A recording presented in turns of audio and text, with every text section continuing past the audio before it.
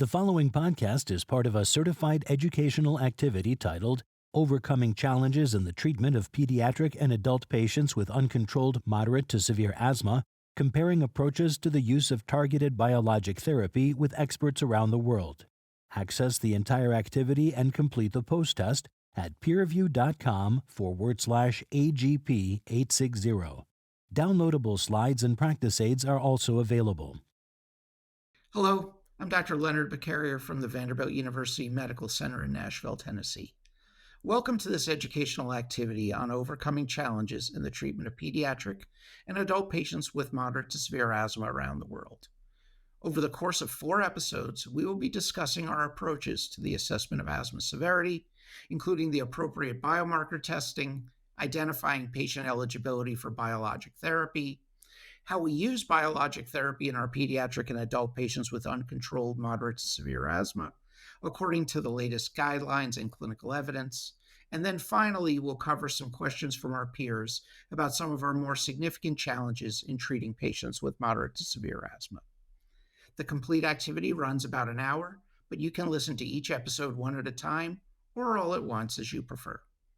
Joining me in these discussions are Dr. Klaus Rabe from the University of Kiel and the Clinic Grosendorf in Grosendorf, Germany, and Dr. Arzu Yorgancoglu from the Manisa Celal Bayar University in Turkey. Thank you for joining us today. Thank you. Happy to be here. Thank you very much as well. Also happy to be here from the German side. I'm looking forward to the program. Wonderful. So let's get started with episode 1. So it's important before we begin a discussion around severe and uncontrolled asthma that we really assure that we're talking about the same thing and work through some terminology. I think it's important first to define what we mean when we say uncontrolled asthma. And that can be represented as asthma with frequent symptoms or frequent flare-ups or exacerbations. And this does not necessarily imply disease severity. Many of these patients can actually have relatively mild asthma, and it could be well controlled on low-dose inhaled corticosteroid if taken regularly, but in the setting of imperfect adherence or appropriate trigger exposure, these patients may still represent uncontrolled disease. There's a category that we often refer to as difficult to treat asthma, and that's asthma that remains uncontrolled despite the prescription of medium to high dose controller or preventer therapy.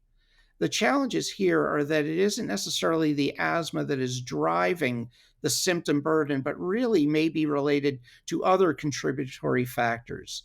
These can include an incorrect or inappropriate diagnosis, and asthma isn't present in the first place, or there's a comorbid condition that is complicating the management of asthma.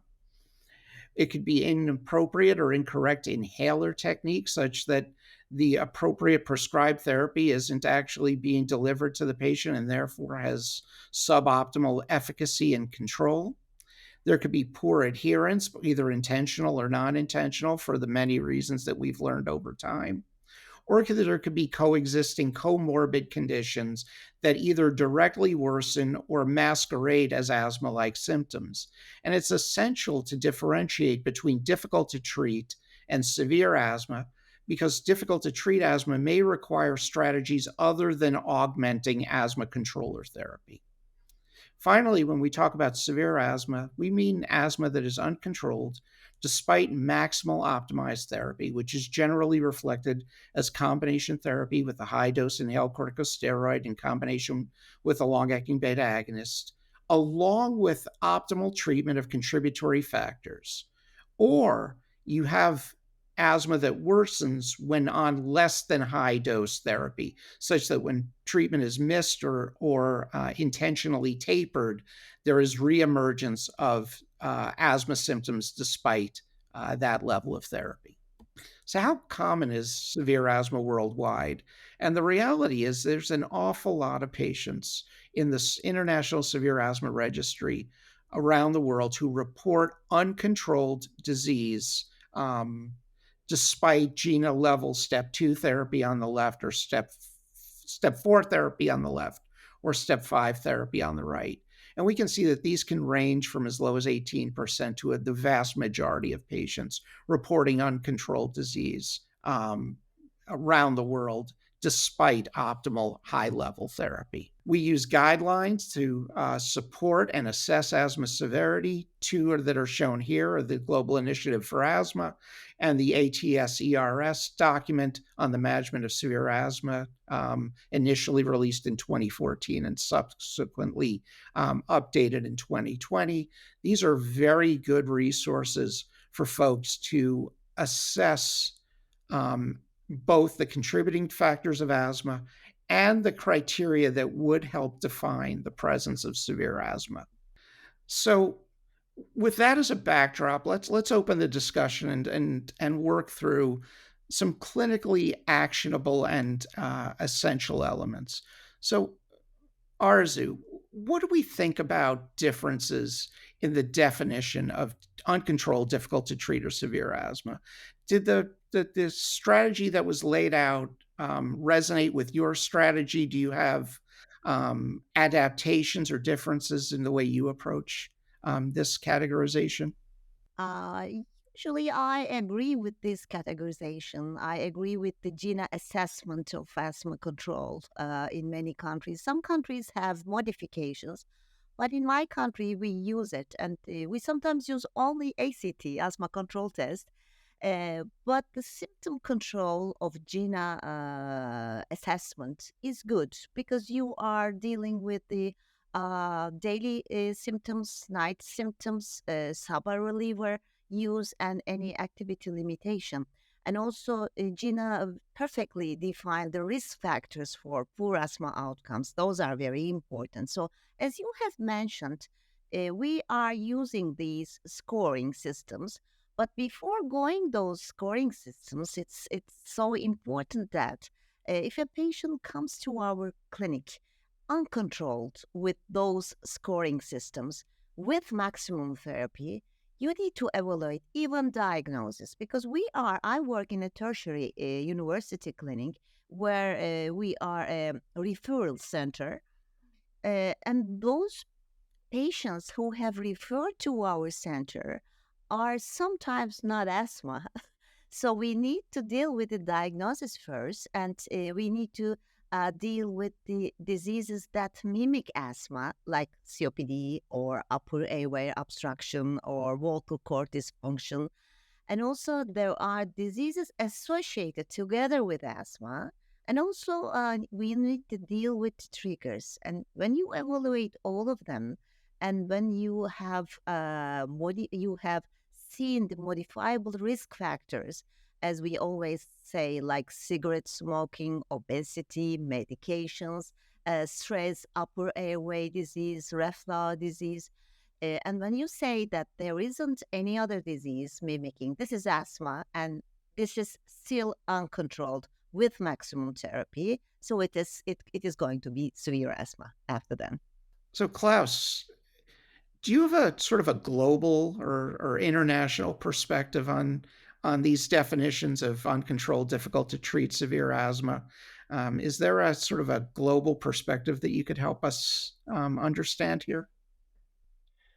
Well, then, I think you gave us a very global perspective. I mean, you mentioned large body of evidence-based guidelines. You mentioned the ATS-ERS. You mentioned GINA. I mean, I think this is a very good compromise of different opinions.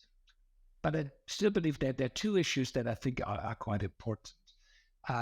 You mentioned the inhaled corticosteroid use and the doses and high dose and low dose.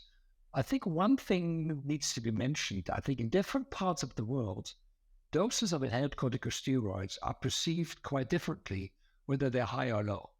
So it seems that, for example, in Europe, probably also in Canada, probably in Australia, the inhaled corticosteroid use doses are somewhat higher in terms of, what people regularly use. I mean, I think the US seemed to be more conservative in dosing of this. And I think probably there's a difference in terms of the cutoffs.